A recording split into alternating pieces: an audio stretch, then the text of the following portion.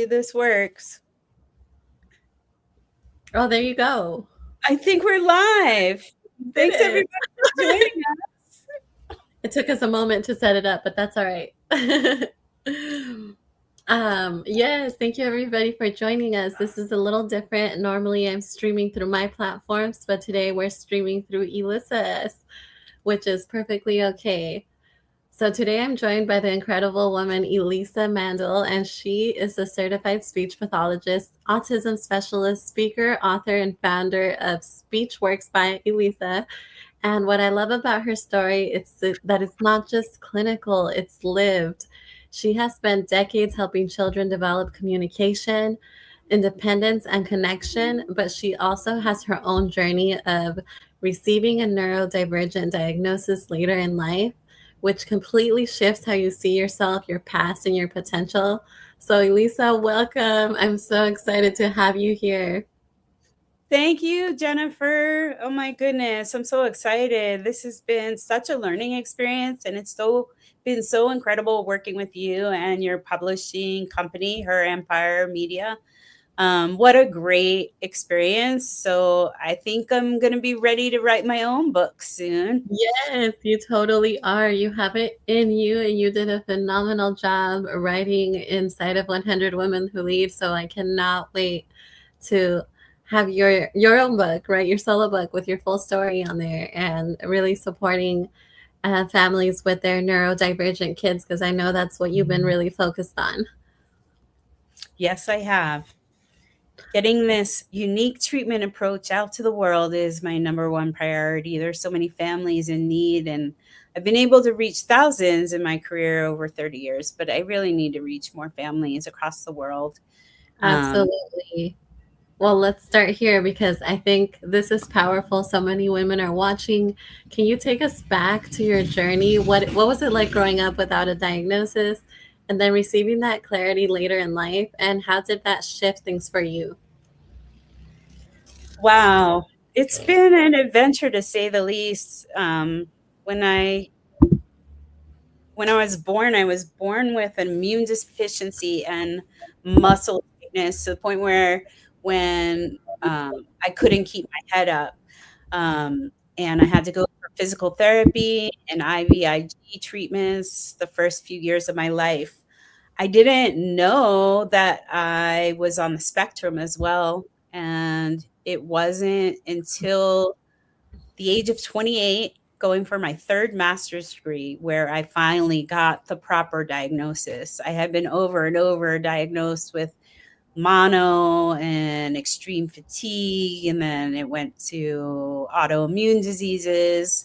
I knew that I would lose things a lot and trip a lot and have accidents a lot, but I didn't know that there was a name for all of these problems. And so that was really life changing.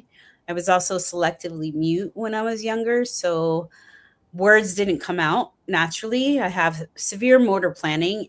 Anything I learn to do that requires a muscle to move, I have to repeat it more than the average person. So that has transpired me to become, like, living that struggle inspired me to become a speech language pathologist. And I created Speechworks by Elissa by searching out the most progressive techniques for myself. I was tired of not getting help, first of all, not finding professionals who knew the latest treatments. So I went out and sought it out to help myself with reading, with writing, to decrease dyslexia, for processing, and decided I should be doing the same for my clients and the children that I work with.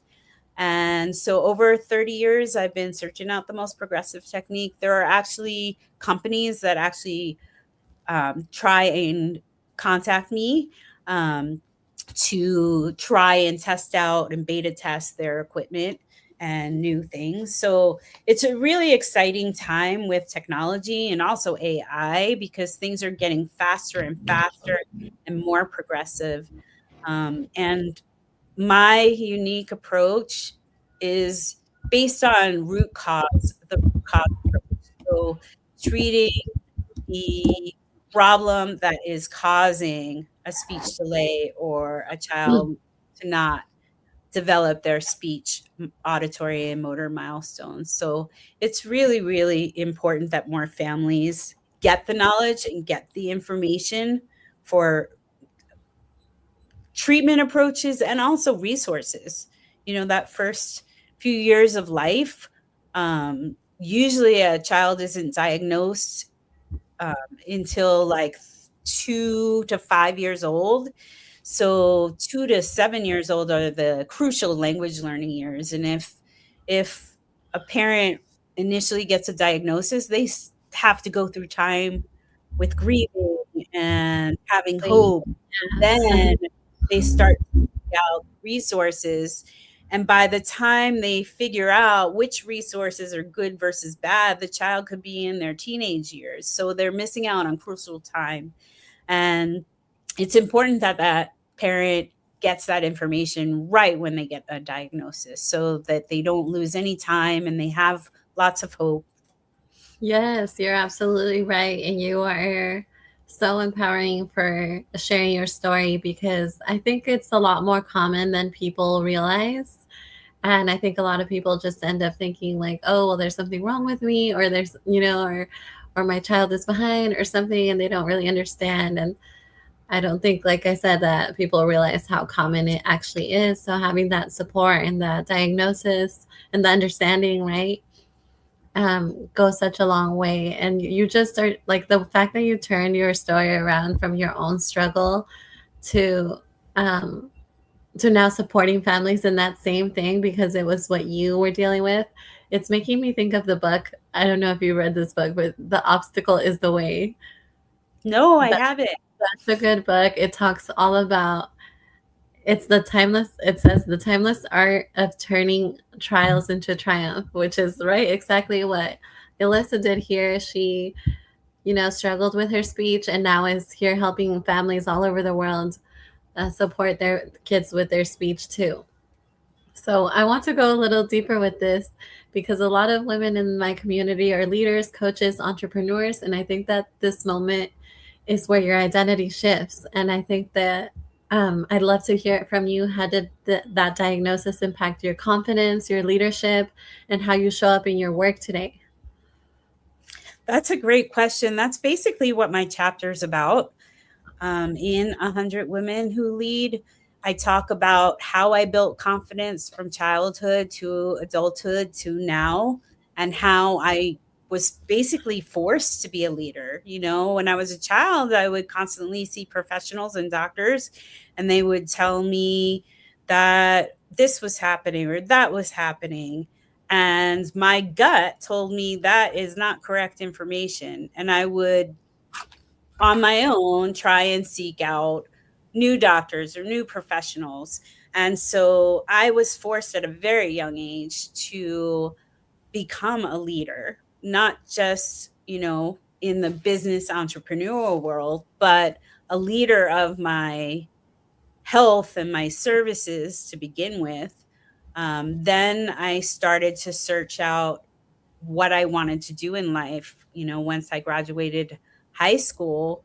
And my biggest weakness is talking. I know I'm talking to you today, but it takes a lot of effort compared to my typical peers. I really have to word find and really think about where my muscles are going. So it's really hard to think about the question you asked and what I need to say and am I saying it right. It looks very easy, but um, it's difficult. I need a lot of repetition, so thank goodness I've been on a lot of podcasts to practice talking, but that really was a struggle finding a career that I would be successful at. And initially, I wanted a career that required nonverbal, so my instincts were good. I initially wanted to be a clown, believe it or not. I even applied to Barnum and Bailey Clown School, That is but incredible.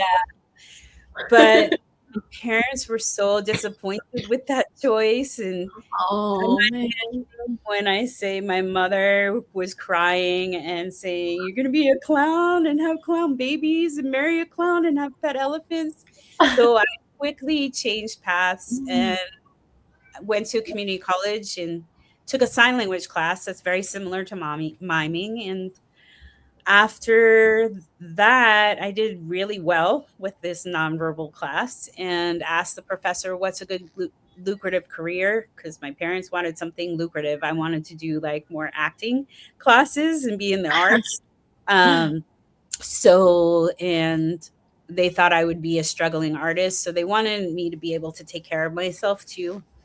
So I took my first speech class, and the professor said, plug your nose and say, try it, Jen. Plug your Mm, nose. that was hard.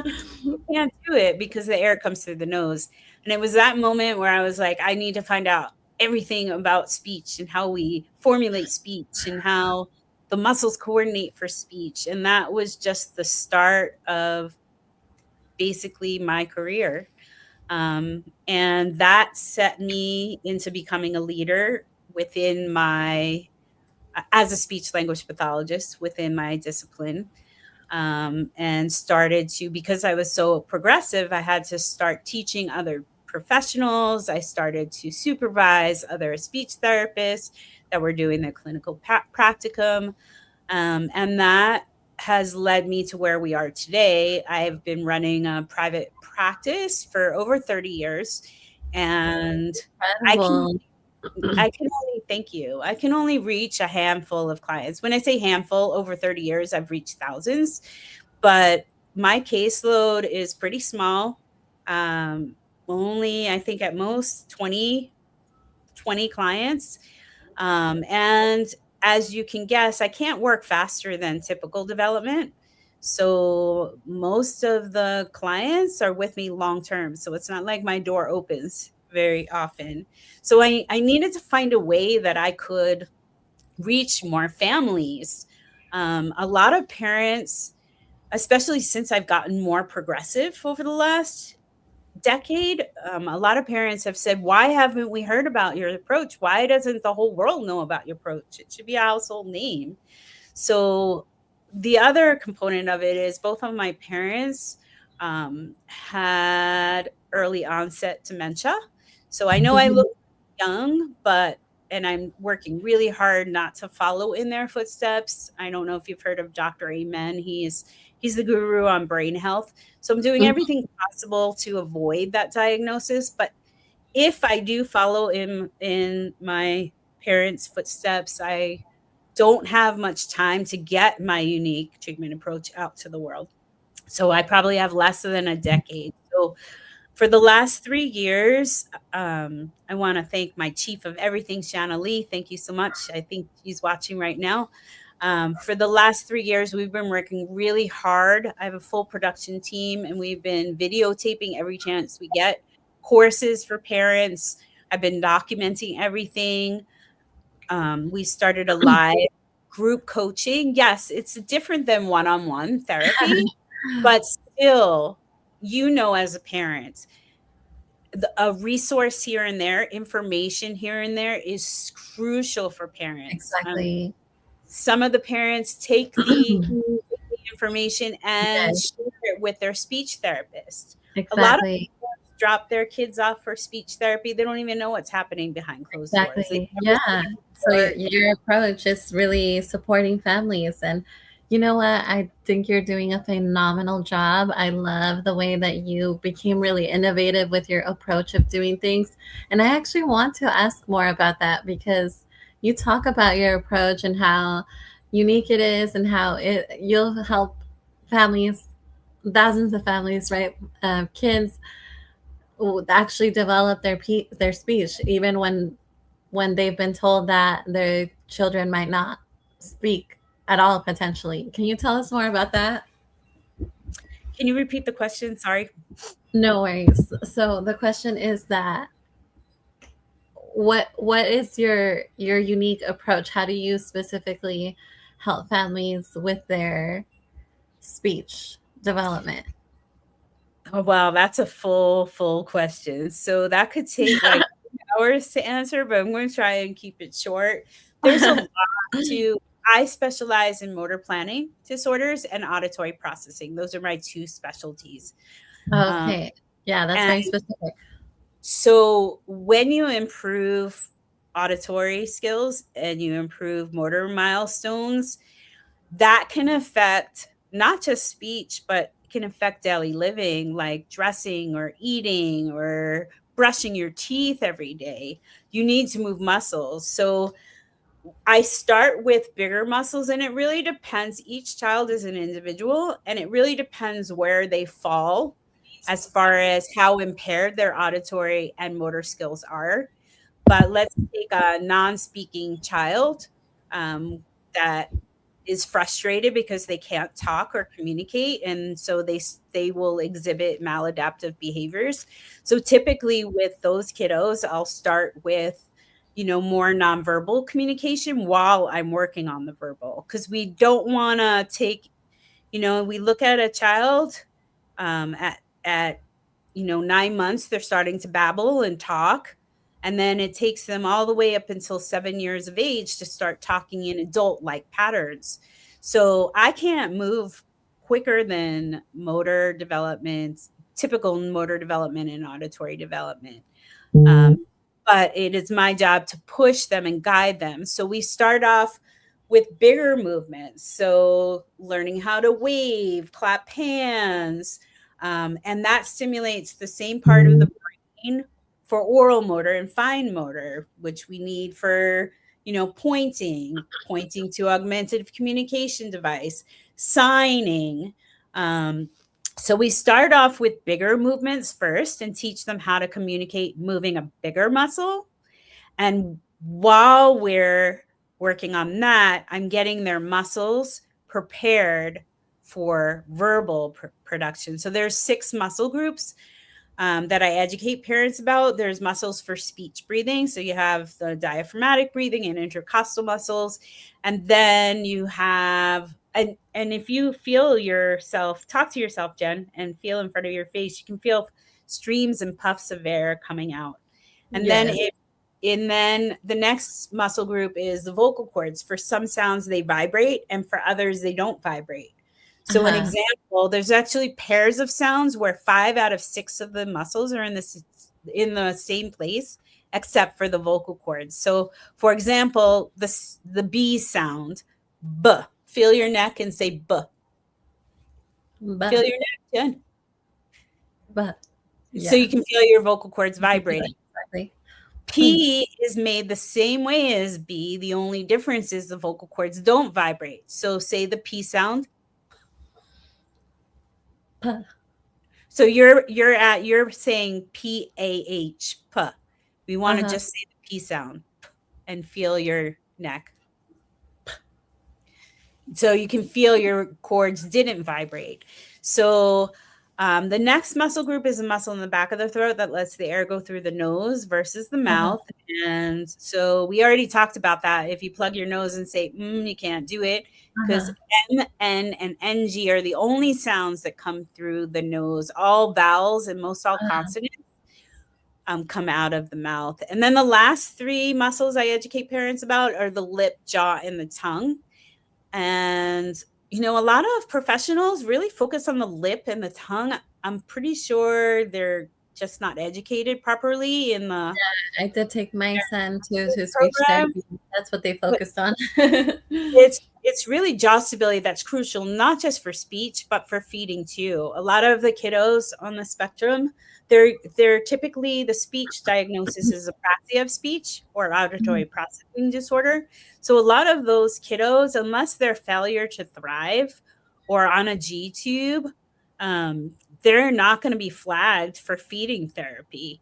So I integrate all of that into my programs. Not only am I targeting the muscles for speech and feeding, I'm targeting the muscles um, for writing, for typing, you name it. If it's functional and you need to use a muscle, I'm going to work on those things. I also dyslexia is really stems from poor auditory processing and not being able to coordinate auditory processing with visual. Mhm. your eyes are a muscle too, so sometimes they can't track properly. So that Yeah. is a result. Dyslexia is a result of those two systems not coordinating Mhm. properly. So I've come up with my own approach to decrease dyslexia. I can do that within 3 weeks, and I say that humbly. Also, I mean, I predominantly treat non-speaking children, but children who have just a basic lisp or a couple of articulation errors, because I so heavily educate families and professionals about oral motor placement, getting the muscles in the right place, Mhm. that they can progress in a really quick time. For example, I have one kiddo with severe lisp. He had been working in therapy for, I want to say, 3 or 4 years. I came it coincidentally, came in to see the sibling, Mhm. and the parent was so impressed, said, "Hey, could you do this?" And sure enough, we started working. Within 3 weeks, his lisp was decreased. Within a year, it was completely gone, That's and amazing. that is unheard of. He even got, I don't know if he got written up or expelled from school from telling the school speech therapist she was doing it the wrong way. Oh. So that was just a cute story there. But I hope I answered your question. I mean, there's so much to tell about my No, programs. I It's can see like that one. you're very knowledgeable in the different areas, and I think it's incredible because, yeah, there's so many different types of speech delays, right? It's not just what that the one type that people think, and there's different diagnoses around it, right? Like you said, it could be autism, it could be dyslexia, ADHD, different cases. And I think it's incredible the way you're approaching it. And would you say that neurodivergent thinking has played a role in your innovation and how you approach your work? Definitely. I didn't even realize it early on. I remember when I was in graduate school doing my internship, and I specifically did an internship with one of the best speech language pathologists in the field of autism. She actually is in New Jersey, and she runs a whole bunch of things, but specifically something called the Autism Think Tank. It's a bunch of the most progressive doctors in the world that see clients through video, telehealth, and they come up with a plan and work with people in your area. But anyway, back to, so she was supervising me, and I remember um, during my during her observations, she I was teaching probably a 3-year-old autistic client, and she was observing to give me feedback, and I was giving him directions, and then all of a sudden a fire engine went past the window, and both him and I stopped what we were doing, and I just commented because I wanted her to know what I was doing, and I commented, "Oh, you can't pay attention because there's a fire engine going by." And um her feedback afterwards, now we've talked about it, we've been friends for, god, 30 years, so plus. Now we talk about it and laugh, but at the time, I didn't have a diagnosis yet. So, um, so I couldn't explain why I was doing it, and a supervisor is supposed to tell you what you're doing right or wrong, and her response back then was, "You shouldn't stop what you're doing, you should keep going." Well, in Uh-huh. my opinion, and she agrees with me, in my opinion, if I can't concentrate, how is a client gonna concentrate? So I don't feel like if you're teaching them a new skill, that you need to force them to concentrate. They also have found that masking, which I found out in my 50s about masking causes anxiety, depression, and burnout. So if you're forcing a client to do something that they're not capable of doing, you're basically teaching them how to mask. And so that's something, since I learned about masking, that I make sure I am not teaching my clients to mask, because we want good mental health for them in the future. Exactly. Yes. Yeah. Essentially, you're setting them up for failure. It feels like. But no, I love that approach. I think you're doing amazing, and I'm really happy you're sharing your story and your journey on here and how that's played a role in your innovation and how you approach your work and how you've learned over the years too what works and what isn't working. And now I would like to bring it into something really practical for our audience because we have a mix here of parents, leaders, women building businesses, and women still figuring themselves out. What do you feel like people are getting wrong when it comes to communication in children, especially autistic or speech delayed children? I, for one, also have a speech delayed child, so this conversation is hitting right now. Can you repeat the question? Yes, I'll keep it simple here. What do you feel like people are getting wrong when it comes to communication in children, especially autistic or speech delayed children? So that's a tough one. Everything. um, no, it's sometimes, like I said, it takes years for them to find the right resources. So um, things need to get more progressive within, and we are on a mission to try and improve um, the education for professionals in this area. But I would say if I had to give a parent 3 tips for a non-speaking child, I would make sure that you're teaching them how to point instead of grab things or pull to lead over to an item. That's crucial. I use something called a scissor prompt. Um, and you basically take your fingers like a scissor and prompt it. I see a lot of parents, most parents don't even do it, but if they are trying to prompt a point, I see them like just grabbing the hands. For kids with motor planning difficulty, or we call it apraxia, they really Mhm. need to be touched in the same area every time so that their brain memorizes that movement quicker. So that's one Mhm. tip. Another tip is have teach them a sign. Teach them just to touch their mouths for food, because if they can move that bigger muscle to get or obtain something in their environment, they are learning, they're teaching their brain how to communicate and getting ready for oral That's motor. such a good one. And you know, with my son, he's 5 now. He has a speech delay, and his speech therapist said that she thinks he has apraxia of speech. And so I taught my son very early age how to sign. So I would teach him to say more, please, thank you, you know, and like point, like you said. And now people are telling me, do you think that because um, you taught him how to sign, that that's the reason why he's not speaking sooner?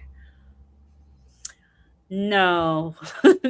Well, So that's what people were asking me. yeah, I'm going to try and keep this answer short, but very good question. What I left out is I was diagnosed Uh-huh. um, at Gallaudet University. That's where I got my third master's degree. It's an all deaf college, and only here a selective few hearing people are allowed to attend if they plan on specializing in hearing disorders. And so the research shows definitely firsthand from Gallaudet University that signing helps with motor development. And it's for the same reasons I've said a couple of times during this broadcast. If doesn't matter if you're moving a big muscle, a small muscle, an oral motor muscle, it's stimulating that part of the brain. So no, it will not. I haven't seen your child, so I can't tell you what's wrong. We can talk at another time after this. But typically the reason is because oral motor muscles are so small and tiny, and there's so many to coordinate. Like when we clap our hands, we're just taking our arms and moving them together. But when we're saying ma, we have to coordinate 6 different muscle groups. So that it's like driving a stick shift or a manual car. You really have to think about where your hands and feet go. And then over time, with repetition, you're getting less prompting from the passenger and you're grinding less gears. And then all of a sudden, your muscles coordinate. So that's basically how it feels. Can you imagine having to coordinate all these tiny muscles. So that's what causes the delay. Sign language is good. What you did mention, and I hear it so often, and I tell the teams that I'm working with, because I do work with teams, whether it be occupational therapists, behavioral therapists, physical therapists, psychologists, you name it, I work with them. But over and over, the first signs that are taught to children are more please and thank you. And I don't recommend that because A, manners are not important to teach until a child can communicate fully, or close to fully, because manners are for the environment, not to access things in their environment, not to communicate. Manners are pleasing the people around them. So I don't recommend starting with a sign for please and thank you. And I definitely don't recommend um, doing teaching more to the child first. The reason is because the sign movement more can mean more eating, more drinking, more TV, more Barney, more anything. And so when a child, especially with severe apraxia, when a child with severe apraxia is learning how to talk, they tend to overgeneralize. Overgeneralization is good. It means they're learning, but they tend to overgeneralize the movement that they learn first. So if you're teaching them this movement and they've memorized that movement and then they're using it all day long for everything in their environments, then it's going to be hard to teach them other movements. So it's the same thing if I teach the child's just going to say all day. We want to teach other movements so they can learn to balance the coordination. I hope that made sense. Yeah, that makes a lot of sense. Thank you for explaining that. And this is exactly why I'm so excited that you're a part of 100 Women Who Lead, because this book is filled with women like Elissa, women who have been taking their story, their challenges, their journey, and are sharing value from it, right? Like what she did here was really incredible for me. I really appreciated this conversation. Like I said, I have my own child with speech delay, and learning from her and other amazing women that were a part of this book, it's really turned the impact, leadership, and legacy into a whole new level. And we are officially launching the paperback tomorrow. I'm so excited about that. Yay, we finally will have the physical copy. And this is a big moment. Elisa, what does this part of being this in this book mean to you? I would love to hear about that.